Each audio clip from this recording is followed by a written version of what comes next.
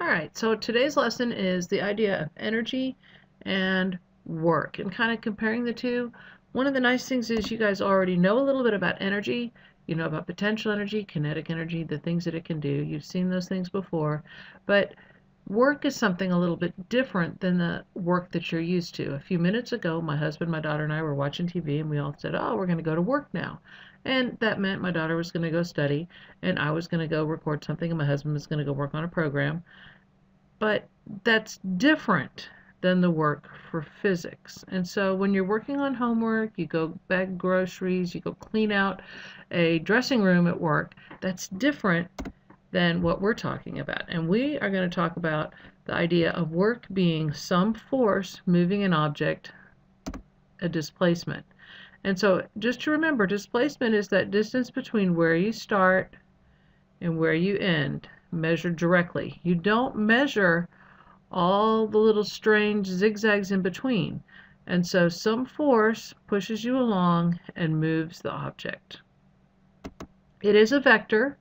It's measured in either Newton meters or joules, and the symbol is a capital W. And if you didn't catch it, sorry about that, here is the equation. Work is force times the displacement. Are you working or not?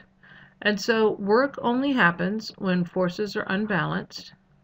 And so that means that something is accelerating. It means that the speed of the object or velocity of the object is changing. If it isn't accelerating, velocity is constant, then there is no work.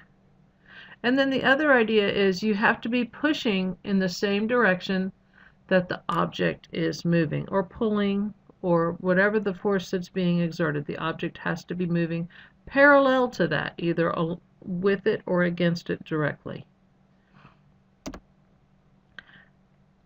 And so energy, the other topic here, energy is the property that enables something to do some work. And so here we have kinetic energy, and you guys have seen this equation before. It is the energy of motion, and so anything that has a velocity is going to have kinetic energy. So here's one with real number examples, and if you get confused with the analyzing of the equations, you can always plug in your own real numbers and see what happens. So here we have 75 kilograms, and because it's kilograms, we know it's mass. And this is meters per second, so there's our velocity. And the question is going to be, our unknown is the kinetic energy. And so we're going to plug in our numbers, because this is our equation right here. Kinetic energy is 1/2 times that 75 kilograms. And then times 20 meters per second squared. And so you only square the velocity.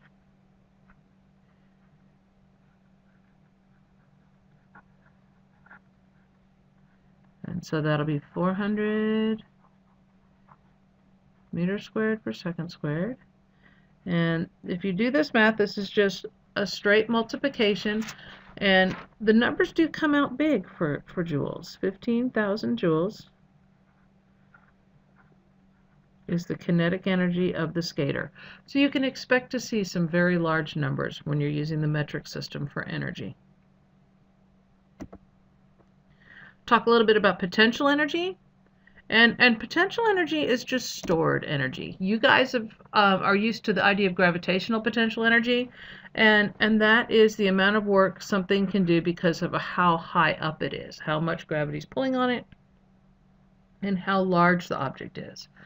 And then there's something called elastic potential energy that depends only on where the object is, and this comes into play for something that springs, and that would be just like a spring, or the bow for a bow and arrow, or a pole for a pole vault, something that's bent and provides kind of a push because of the bend. And so here we have the gravitational potential energy equation. Gravitational potential energy is mass times the acceleration due to gravity times the height. And units are pretty straightforward, mass in kilograms, height in meters, and then you're going to end up with potential energy in joules, because joules is what we measure energy in. Really nice. So let's do a little math. Remember that potential energy due to gravity is mass times gravity times height. And so here is our height, and there is our mass, and the acceleration due to gravity is 9.8. So we just plug those in. So we have 50 kilograms and 9.8 meters per second squared and 2 meters.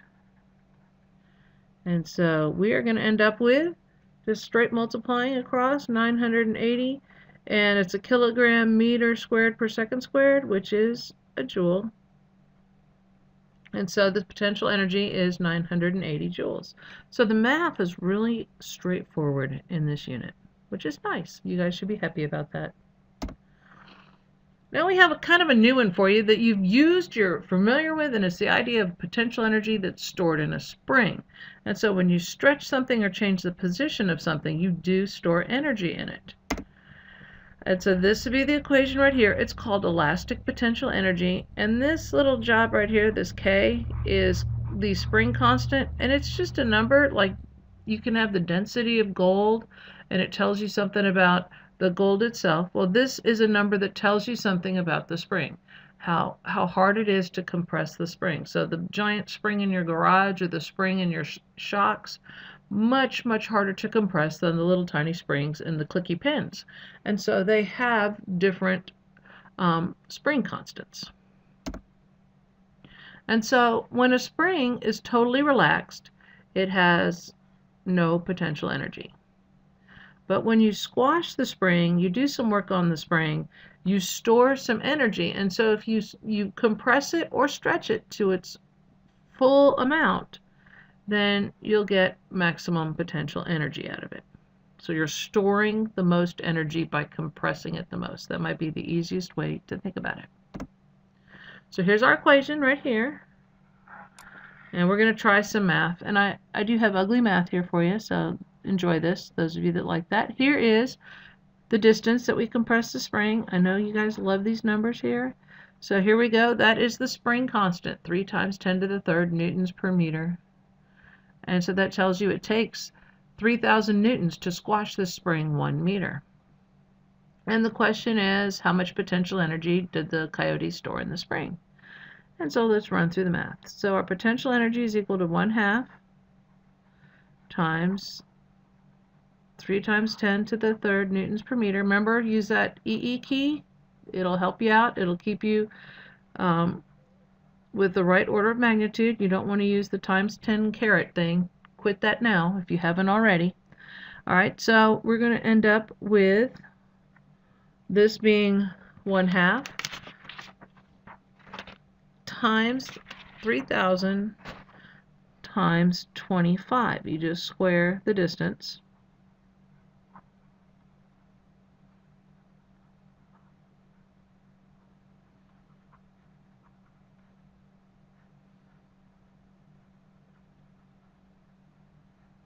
And when you do the math for this, you end up with 37,500 joules. And then, once again, big number. Don't worry about it. It's okay.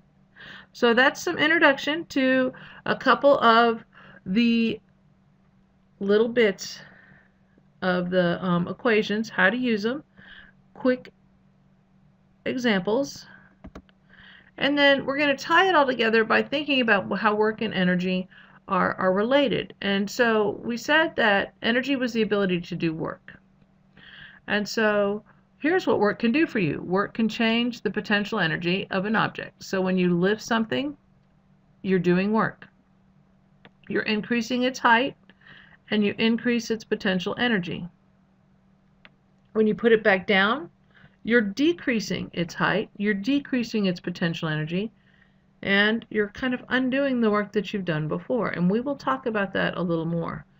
And also, one of the things we talked about was in order to do work, you had to have you had to be accelerating. You had to have some sort of force acting on it, some net force. And so if you have acceleration, then you're changing velocity. If you're changing velocity, then you're changing kinetic energy. And so you're doing work. So work is equal to the change in kinetic energy. So hope this gives you a little bit to kind of think about leading into more ideas about work, more examples of energy, and should be interesting. Remember, work is different than what you thought it was before you started this lesson. Bye-bye.